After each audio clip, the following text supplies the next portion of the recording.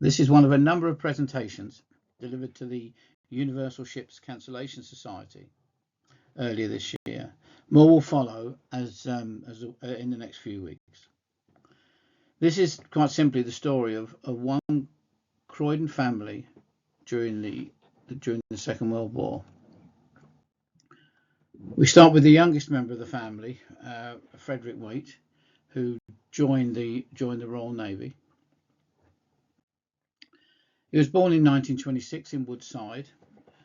The photograph on the right is he's the baby that was photographed obviously just in 1923. Sorry, 26, and Fred is the baby in the photograph, and the photograph was taken outside their house, which is number 2 Salisbury Road. Their parents, Annie and Thomas, are the smaller images on the left. Well, when he left school at 14, as it was in those days, he had a number of little jobs. He worked for Lipton's in the High Street in London Road.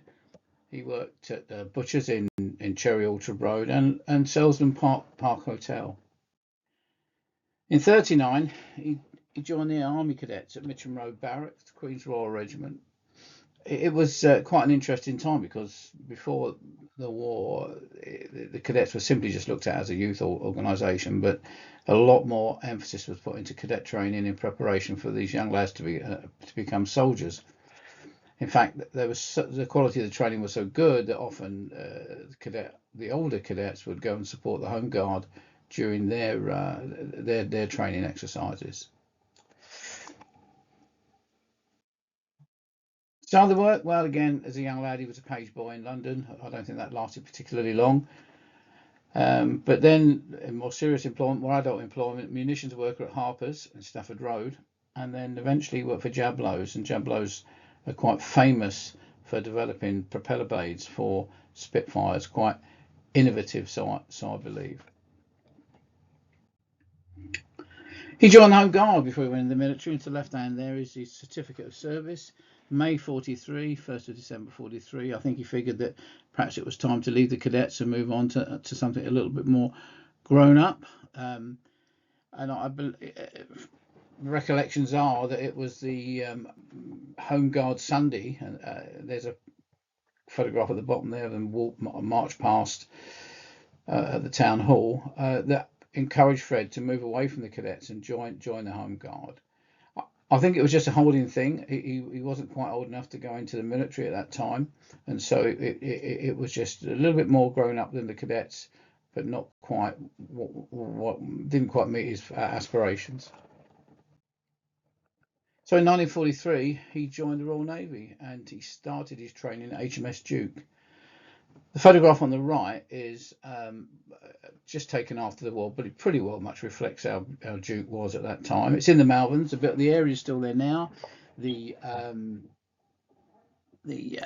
an industrial estate. There is one building left, and it's the building, just the large oblong building halfway down the left-hand side, which was the cinema, the NAFI complex. Photograph on the bottom left is a small snap from inside the building. Basic training for all services is very it's similar in many ways. Yeah. So you've been given his kit, told how to wear it, how to dress.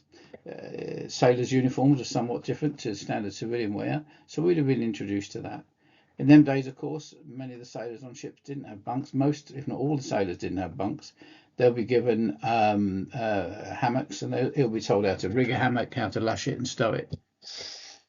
Again, with basic training, a lot of fitness. If you look in the back of the photograph there, you'll see the Malvern Hills. A lot of their runs and long runs and cross-country running took place over the hills and along there. The field between the hills there, again, was used as a sports range.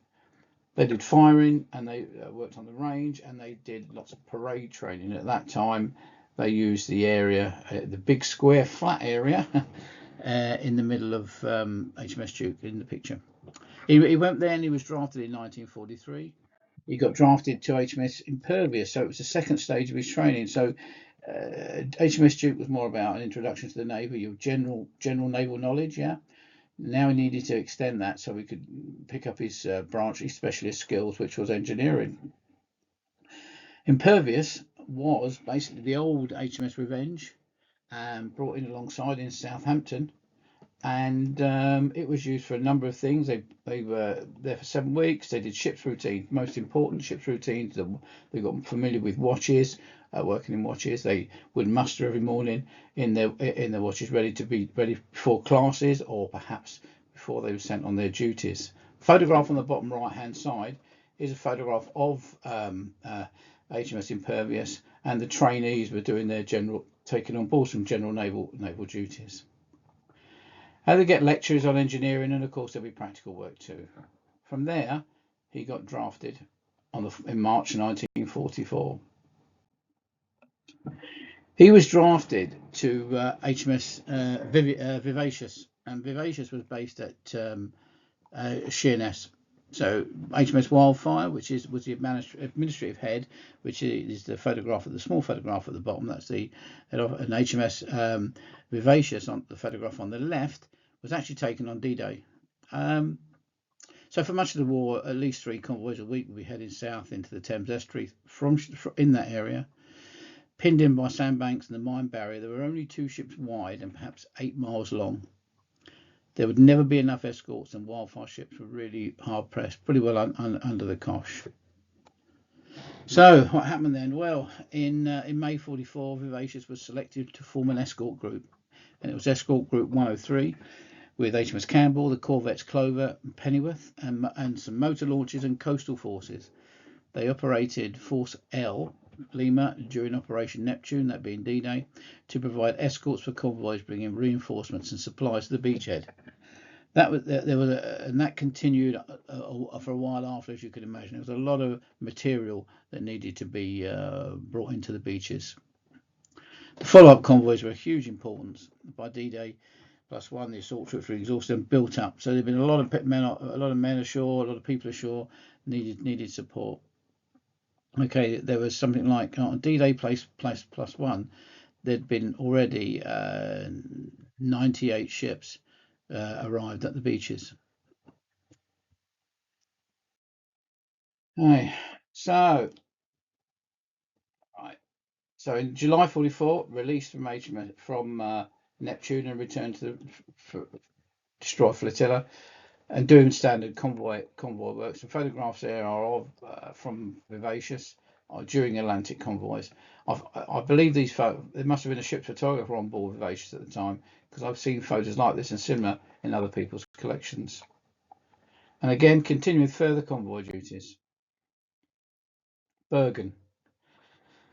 The photograph you see there is HMS Wollaston, and it was at that time that she and Vivacious went into Bergen. The destroyer, they were one of 40 vessels that brought in the British fleet. With the destroyer came Admiral Deason and Vivacious's Captain Anderson, who wanted to bring the ship's command flag to Bergen. And this morning, the surrender took place in the mayor's office. The flag, or the white ensign from HMS Vivacious, I believe, is still in Bergen Maritime Museum. Let's have a look at that. So there you see him coming in there. As it says in the local news reports, they were surrounded by small vessels, and sure enough, there was plenty of small vessels out there. Vivacious entered the fjord. She was joined by there we go. The quay was packed with Norwegian friends and allies who gave the sailors an unforgettable welcome. It was quite interesting. It was said afterwards that it didn't take long after the surrender, where they had German ex-prisoners of war, and the civilians and the Brits were just milling around. They were lost and didn't quite know what to do with themselves. And I'm sure the Brits didn't quite know what to do with them either. Here's some photographs from there. On top left-hand side there is the ships alongside in Bergen. The middle photo at the top is taken by Fred. There's some of his shipmates from the engine room. Interesting now, I did upload this onto the HMS Vivacious website, and a contributor identified his father in it, so it's quite nice to know that they got another photograph to their collection. To the right-hand side, all those involved with the liberation were awarded this certificate by King Olaf, and at the bottom centre, the large photograph is HMS Norfolk. That was just there. That would happen a little while afterwards, after they'd left, but it's just to show you that afterwards there was other ships going in, bringing in food and supplies. Okay, So in July, after a short spell at HMS Victory, now currently HMS Nelson, Fred joined at HMS Berwick for onward ship to Australia. And he stopped at a couple of, the Berwick was being used to ship people and stores, and they made a few stops, I should say, Colombo and Gibraltar on the way down. On arrival in Sydney, Fred goes on draft. With a warship, there's no passengers, especially if you're in the Navy. And on the bottom right, on the right-hand side there, you can see his watch and station bill. And from that, you can see that when he was on the Berwick, he was on red watch. He worked in the after engine room on the port engines. At his action stations, he was number 2 fire and repair party. So there was no passengers, no freeloaders. Another one of the photographs from Fred's album of depth charging, HMS Vivacious doing some depth charging. Okay. So there's HMS Berwick on the way down, and in Portsmouth. On the right-hand side is Fred's crossing the line certificate. All sailors go through this process when they cross the equator. So he arrived in August at HMS Golden Hind. Golden Hind was basically a transit camp for onward shipment to other places. He joined a ship that took him out to joined the Glenarm to Subic Bay, and then he onward to his main draft, which was HMS Maidstone. Just a couple of photographs here for you, just to show you what it was like. HMS Glenarm was the ship that transited over to Subic. The other photographs are of HMS Golden Hind, which was the transit mess in Sydney. And as you may well see from those photographs, the transit mess in Sydney was the racecourse. There's a huge number of tents at the back, at the top right hand side, a huge number of tents. It must be a huge transit camp. Bottom left it looks like the stadium over the racecourse, but that area was used as an administration area, an administration block. Centre bottom is the main gate, and bottom right is some Matlow scratching his head trying to work out where his kit bag is. All of these photographs would have been recognisable to Fred. Okay, what we've got there on the left-hand side is his leaving routine. Sailors, when they go from one ship to another, have to go to various different departments and get it signed off. It's usually handed in and kept, but for some reason or other, he's still kept his. Bottom photograph there is HMS Maidstone. So, HMS Maidstone was the first British ship to go into Hong Kong. It wasn't a particularly enjoyable journey, as you would imagine. I mean, the ship had been nominated for service in this task group, and she didn't go alone. She joined Indomitable Euryalus and a Canadian ship called the Prince Robert, and screened by Kemenfeld, Ursa, and Whirlwind, and an Australian ship called Quadrant. And it wasn't a very pleasant experience. Sometimes these things in war some events have a much greater impact on people than others. He didn't talk about it, so I could only add one comment. He just did to mention that they took some Japanese prisoners of war, as well as repatriating the Brits or the Commonwealth soldiers. There's a lot of Australians. And he said that he was there guarding some prisoners, and there was some Japanese got a bit aggressive towards one of his shipmates, and this fella turned around and explained to him that it was important that he calmed down, and he did that with the butt end of a Lee Enfield, which seemed to sort the situation out by all accounts. Here's some interesting photographs. There's a news clipping at the top there. I'm not going to show it all here, but the bottom right-hand side is HMS Maidstone with the prisoners of war coming in. The ship in front is HMS Adamant, the ship he later joined. Top left is a photograph from the Adamant of another ship coming in, repatriating prisoners of war. And the photograph at the bottom is the families of the POWs waiting by the quayside, on the quayside. There's Fred in Australia. Okay, at the bottom there, we've got HMS Maidstone going through the Sydney Harbour Bridge. So, on the 13th of 1945, we got drafted to HMS Adamant. It was kind of like Maidstone was going home. and many of the longer serving sailors on HMS Adamant swapped over with the sailors on Maidstone, and so Fred stayed down in Australia. Okay, again, they went off. The war was over now, of course, and they sailed off to Hong Kong, Christmas Island, and did the tuna states. They started to engage, or they spent a spell of time training for duties, anti-piracy duties. There's Maidstone with with a full flotilla of T-class submarines. And there's just a quick summary of where she went to. March 46, Fremantle, April, Sydney, again, and then she went on a deployment, visiting a number of islands, showing the flag, as we say. Okay, again, Hong Kong, regional ports. And as I say, that they spent a lot of time. There's the photographs here. There's another news clipping of Adamant on the left-hand side because of their trips. They crossed the equator once again, and they got to crossing the line, another crossing the line certificate. But as I say, they started to engage then on anti-piracy work, which was apparently a bit of a big issue. Hey, he was on Adamant until November 1946 when he joined HMS Indomitable for the trip home, transiting via the usual routes: Indian Ocean, Suez Canal, Cape. The ship departed Fremantle in November, arriving in the UK 4 weeks later on the 12th of December. The Indomitable did a lot of troop movements at that time.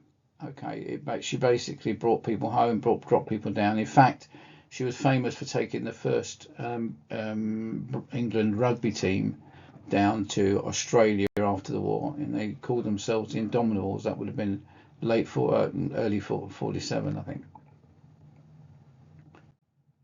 Okay, so Fred's got back December 46. He joined HMS. It says HMD. It's HMS Victory.